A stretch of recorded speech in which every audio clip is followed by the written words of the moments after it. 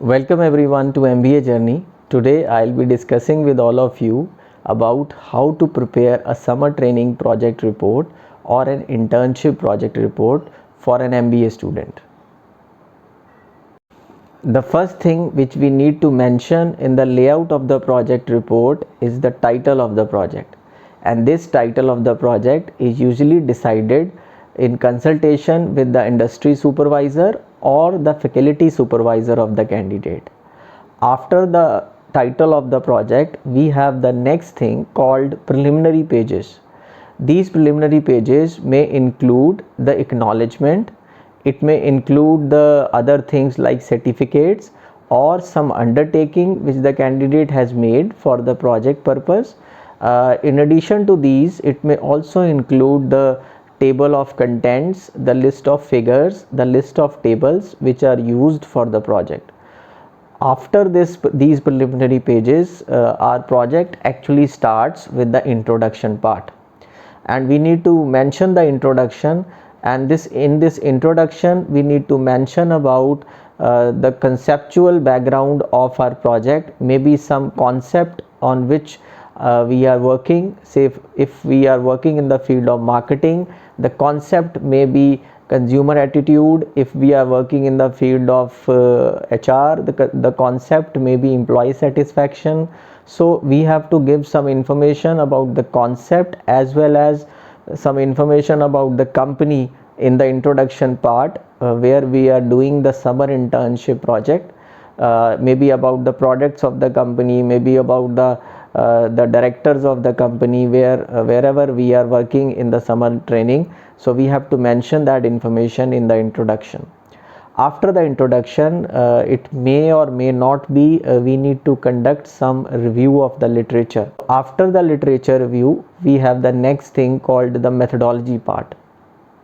In this methodology, we need to decide about the approach which we have used while going through the project, or while completing the project, or while we can say collecting the data about the project. So whatever way, secondary or primary way of data collection we have followed, we need to mention that in the methodology part. And apart from it, we need to mention the sample unit, the sample size.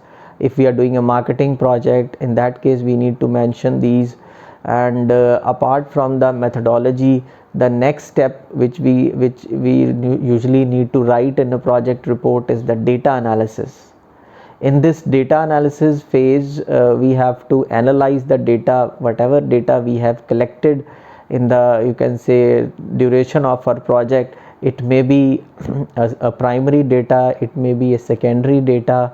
Whatever data we have collected, we need to analyze that in this data analysis phase. And for the analysis of the data, we may utilize the things called graphs and charts, or we may employ some method also, maybe some statistical technique also for our project. And from there we may analyze the data which we have collected during the summer internship.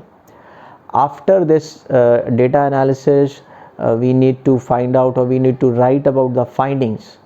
And these findings are basically, you can say, some new things which are result of our project, which are the output of our project, and we need to you can say write these things, write these new value additions in the findings of our project.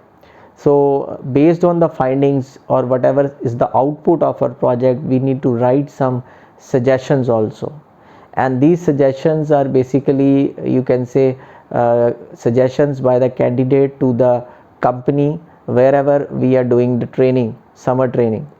And we may give some suggestions to them for the improvement of their working operations. And after the suggestions, we may have the limitations of the project. And every project may have some limitation.